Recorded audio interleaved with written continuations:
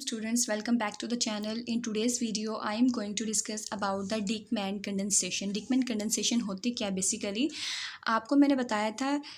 ये जो सीरीज़ चल रही है ना, वो प्रिपरेशन हो रही है साइक्लोएल्केन्स की कि हम साइक्लोएल्केन्स को कैसे प्रिपेयर कर सकते हैं।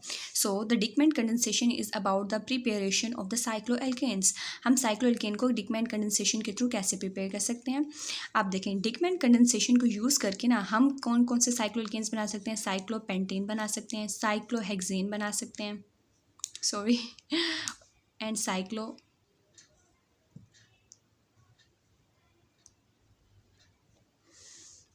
हार्ट टेढ़ा हो रहा है इसलिए सही नहीं बन रहा। मैं आपको बना के दिखाती हूँ आगे। मतलब cyclopentane, cyclohexane, cyclooctane, heptane and so on बना सकते हैं। अब डिकमैन कंडेंसेशन में होता क्या है बेसिकली, आप इसकी डेफिनेशन देखें।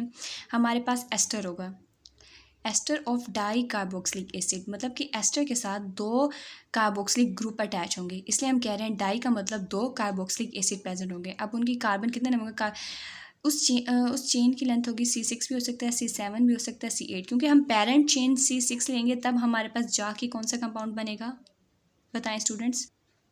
नहीं बता सकते आप, ओके। तो ये आपको आगे जाके इसके मैकेनिज्म दिखेंगे तो पता चल जाएगा। अब हमने एस्टर लेना है डाई कार्बोक्सिलिक एसिड का, और हमने रिएक्शन को कैटालाइज करने के लिए हमें एक बेस चाहिए जो कि रिएक्शन को आगे प्रोसीड कर सके। अब कौन सी बेस ले सकते हैं, हमने स्ट्रॉन्ग बेस लेनी है जो कि सोडियम एथोक्साइड है। सोडियम एथोक्साइड यूज़ करेंगे जो कि इंटरमॉलिक्यूलर कंडेंसेशन करेगा। इंटर का मतलब होता है दरमियान, दो मॉलिक्यूल्स के दरमियान कंडेंसेशन होगी। इंट्रामॉलिक्यूलर होता तो वो विद इन द मॉलिक्यूल होता। क्लियर। अब इंटर मॉलिक्यूल्स की बात करें तो दो मॉलिक्यूल्स के दरमियान होगा, ठीक है। दो मॉलिक्यूल्स के दरमियान कंडेंसेशन होगी। कंडेंसेशन का मतलब होता है रिमूवल ऑफ वाटर। क्लियर है। To give the cyclic beta keto ester. यहाँ तक की प्रोसेस को कह रहे हैं डिकमैन कंडेंसेशन। उसके बाद कह रहे हैं जिसकी हम साइक्लिक बीटा कीटो एस्टर की हम फर्दर क्या करेंगे, हम उसकी रिडक्शन करेंगे, मतलब कि और ज़्यादा रिएजेंट यूज़ करेंगे जिसकी वजह से हमारी प्रोडक्ट बन जाएगी साइक्लोएल्केन। अब आप लेक्चर आगे देखेंगे तो आपको पता चल जाएगा कैसे हमने साइक्लोएल्केन प्रिपेयर करना है ester of dicarboxylic acid से। उसके बाद स्टूडेंट यहाँ इसकी इंपॉर्टेंस मेंशन की गई है डिकमैन रिएक्शन की, कि क्या उस रिएक्शन की इंपॉर्टेंस है कि ये रिएक्शन यूज़ होता है cyclopentane, cyclohexane and cycloheptane and so on. Further increase होते जाएंगे ना carbon number. For example cycloheptane के बाद क्या आएगा, साइक्लोओक्टेन, साइक्लोनोनेन। इन जो ऐसी रिंग्स होती हैं ना, उनकी प्रिपरेशन के लिए हम ये मेथड यूज़ करते हैं। अब हम एग्जाम्पल देख लेते हैं। एग्जाम्पल है हमारे पास diethyl adipate is use for the formation of cyclopentane. अब ये जो डाई इथाइल एडिपेट है ये कैसे यूज़ हो रहा है साइक्लोएल्केन की प्रिपरेशन के लिए। सबसे पहले आपको पता होना चाहिए एस्टर क्या होता है।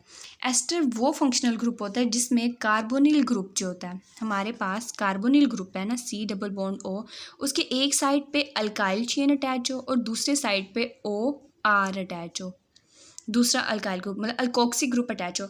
कार्बोनिल की एक साइड पे अल्कोक्सी ग्रुप हो और एक साइड पे अल्काइल ग्रुप हो, तो उसे हम कहते हैं हमारे पास ये है एस्टर। क्लियर है स्टूडेंट। अब उसकी एग्जांपल देख लें। अब ये कार्बोनिल ग्रुप है, उसकी एक साइड पे तो अल्काइल चेन अटैच है और उसकी दूसरी साइड पे एक, ये कौन सा ग्रुप अटैच है, ये ऑक्सीजन है और ये अल्काइल चेन है। अब ये 2 कार्बन है, 2 कार्बन वाली चेन को हम क्या कहते हैं, यस। अब देखें C2H6 होता है तो हम उसे कहते हैं ईथेन। अब एक कम है तो ये क्या बनेगा, इथाइल बन जाएगा ना। अब ऑक्सीजन के साथ अटैच हो, हम इसको कह रहे हैं इथोक्सी। क्लियर है स्टूडेंट, इथोक्सी। क्लियर। अब देखें कार्बोनिल ग्रुप के साथ एक इथोक्सी ग्रुप अटैच है और यहाँ पे बाकी फर्दर चेन अटैच है। अब इस पूरे कंपाउंड को हम कह रहे हैं डाई इथाइल एडिपेट। इथाइल इसलिए हम कह रहे हैं डाई इथाइल कि हमारे पास 2 इथाइल ग्रुप अटैच है और बाकी इस फंक्शनल ग्रुप को उन्होंने कॉमन नेम कह दिया adipate. This is the common name, it is not the IUPAC name. अब देखें, अब हम यहाँ पे बेस यूज़ करें सोडियम एथोक्साइड जो कि स्ट्रॉन्ग बेस होती है। अब इसके ऊपर मैंने चार्जेस डेवलप करी हैं ताकि आपको आसानी हो। This is the sort of base. So अब आप देखें कि सोडियम होता है वो मेटल जितने भी हैं, मैंने आपको बताया है कि मेटल जितने होते हैं वो इलेक्ट्रोपॉजिटिव इन नेचर होते हैं, इनके पास इलेक्ट्रॉन डोनेटिंग पावर होती है। अब now I will explain you the mechanism. ये हम बेस यूज़ करेंगे जो कि CH2 पे अटैक करेगी। CH2 पे ही क्यों अटैक करी, कार्बोनिल कार्बन पे क्यों नहीं अटैक किया इस बेस ने, क्योंकि जो देखें जो बेस है ना, यहाँ से एक्सट्रैक्ट कर लेगी प्रोटॉन। क्लियर है। CH2 से जब प्रोटॉन ले लेगी तो ये बन जाएगा इथाइल अल्कोहल।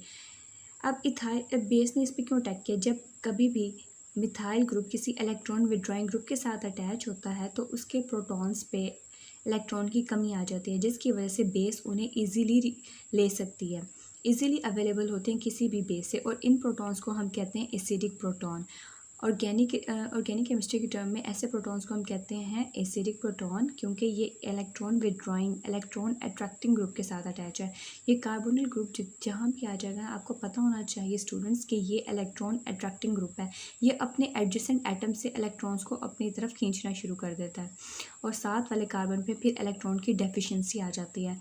Clear student? उसके बाद इसी वजह से ये बेस इसके प्रोटॉन को अट्रैक्ट कर लेगी और यहाँ पे नेगेटिव चार्ज आ जाएगा और कार्बन आयन बन जाएगा। फिर यही कार्बन आयन कार्बोनिल कार्बन पे अटैक करेगा। क्लियर है स्टूडेंट? क्योंकि कार्बोनिल कार्बन इलेक्ट्रॉन डेफिशिएंट है and this is the electron rich centre and this is electron deficient centre. So intermolecular cyclization take place, so a cyclic structure is produced. देखिए मैं यहाँ पे ET इसलिए लिखा है कि ये इथाइल ग्रुप को रिप्रेजेंट कर रहा है। क्लियर है स्टूडेंट्स? उसके बाद आप देखिए यहाँ पे साइक्लिक रिंग प्रोड्यूस होगी। कार्बन आयन ने जब हमारे पास इस कार्बन पर अटैक किया तो ऑक्सीजन की बॉन्ड इधर शिफ्ट हो गई और ये दो ग्रुप्स वैसे अटैच है। आपको समझ आ रही है? अच्छा, अब ये ऑक्सीजन है, ये वापस इस कार्बन की तरफ आएगा, अपनी बॉन्ड शिफ्ट करेगा तो इथॉक्सी ग्रुप यहाँ से रिमूव हो जाएगा, क्योंकि ethoxy group good leaving group है और वो यहाँ से इजीली रिमूव हो जाएगा। इसको हम यूँ भी लिख सकते हैं। आप ये तो मैंने आपके लिए पूरा क्लियर खोल के लिखा ताकि आपको समझ आ जाए मॉलिक्यूलर फार्मूला। यहाँ पे मैंने कंडेंस फॉर्म में लिखे, बॉन्ड लाइन फार्मूला से रिप्रेजेंट किया। अच्छा, उसके बाद जब ये ऑक्सीजन अपना इलेक्ट्रॉन वापस इधर इस कार्बन को शिफ्ट करेगा तो ये ड्राइविंग फोर्स होगी कि इथॉक्सी यहाँ से ग्रुप रिमूव हो जाए, लीव कर जाए, और ये लिविंग ग्रुप भी है तो ये आराम से लीव हो जाएगा। अच्छा स्टूडेंट्स, उसके बाद यहाँ पे हमारे पास जो प्रोड्यूस होगा वो होगा साइक्लिक बीटा कीटो एस्टर, जिसकी हम करेंगे हाइड्रोलिसिस। This is cross. अच्छा, जिसकी हम फर्दर करेंगे hydrolysis cyclic beta keto ester की। साइक्लिक बीटा कीटो एस्टर की हाइड्रोलिसिस से हमारे पास ये प्रोड्यूस हुआ जो हमारे पास एस्टर ग्रुप था वो कार्बोक्सिलिक ग्रुप में कन्वर्ट हो गया। अब ये कैसे कन्वर्ट हुआ है मैं आपको ये समझाती हूँ। ये देखें स्टूडेंट्स, अब देखें पहले हमने हाइड्रोलिसिस करनी होती है ना, हाइड्रोलिसिस हमेशा होती है एसिडिक प्रोटोनेशन से, एसिडिक प्रोटोनेशन होती है और वाटर अटैक करता है। क्लियर है? अब देखें, अब हमने इसको गुड इलेक्ट्रोफिलिक सेंटर बनाना है कि यहाँ पे न्यूक्लियोफाइल आके इजीली अटैक कर सके। इसके साथ फर्दर कार्बन चेन अटैच है जो इंडक्टिवली इस कार्बन को सपोर्ट करी है, इस कार्बन की इलेक्ट्रॉन की कमी को दूर करी है, इलेक्ट्रॉन डेफिशिएंसी कम करी है। सो पहले हम इसकी प्रोटोनेशन कराएंगे इस ऑक्सीजन की, जिसकी वजह से इसके ऊपर पॉजिटिव चार्ज आ जाएगा जो इस कार्बोनिल कार्बन को मोर इलेक्ट्रो डेफिशिएंट बनाएगा, जिसकी वजह से हमारा न्यूक्लियोफाइल का अटैक इस कार्बोनिल कार्बन पे इजी हो जाएगा। जब ये न्यूक्लियोफाइल यहाँ पे अटैक करेगा ये वाली बॉन्ड ऑक्सीजन पे शिफ्ट हो जाएगी और ऑक्सीजन की इलेक्ट्रॉन डेफिशिएंसी कंप्लीट हो जाएगी और पॉजिटिव चार्ज यहाँ से रिमूव हो जाएगा। Clear student? उसके बाद हमने हाइड्रोक्साइड ग्रुप ने यहाँ पे अटैक किया था। अब इसके अंदर हमारे पास मॉलिक्यूलर रीअरेंजमेंट होगी। जो ऑक्सीजन और हाइड्रोजन का बॉन्ड है वो ऑक्सीजन अपना बॉन्ड हाइड्रोजन से तोड़ देगा और कार्बन से बना लेगा, एंड जब ये वापस अपने इलेक्ट्रॉन कार्बन के साथ शेयर करेगा ऑक्सीजन तो ये हमारे पास ड्राइविंग फोर्स बनेगी कि यहाँ से इथॉक्सी ग्रुप रिमूव हो जाए। देखें आप यहाँ पे कि ऑक्सीजन हाइड्रोजन से अपने इलेक्ट्रॉन लेके इस कार्बन के साथ वापस शेयर कर रहा है, and this driving force pushes the ethoxy group from here so that it becomes a stable molecule of carboxylic acid.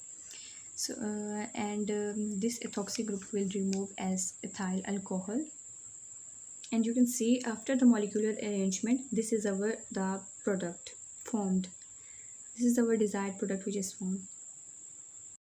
Intermolecular cyclization, this is our desired molecule which is formed. अब देखें इसके अंदर हमारे पास next क्या होगी, D carboxylation होगी।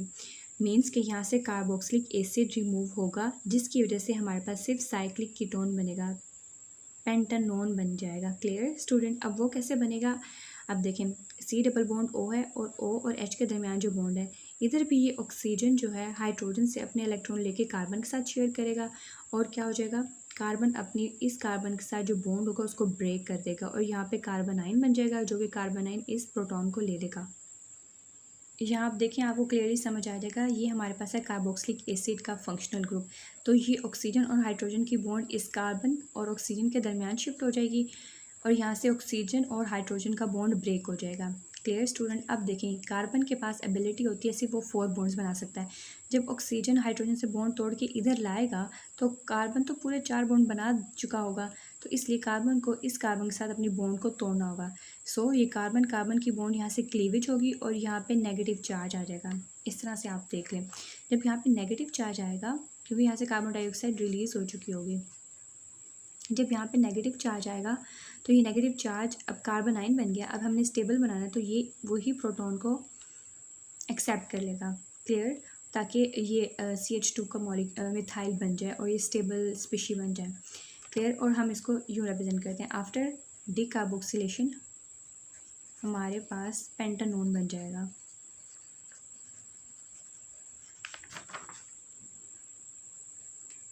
अब इस पेंटानोन की हम क्या करेंगे, रिडक्शन करेंगे in the presence of zinc and mercury. Zinc amalgam इसे कहते हैं, in the presence of concentrated sulphuric acid, so that we obtain the cyclopentane.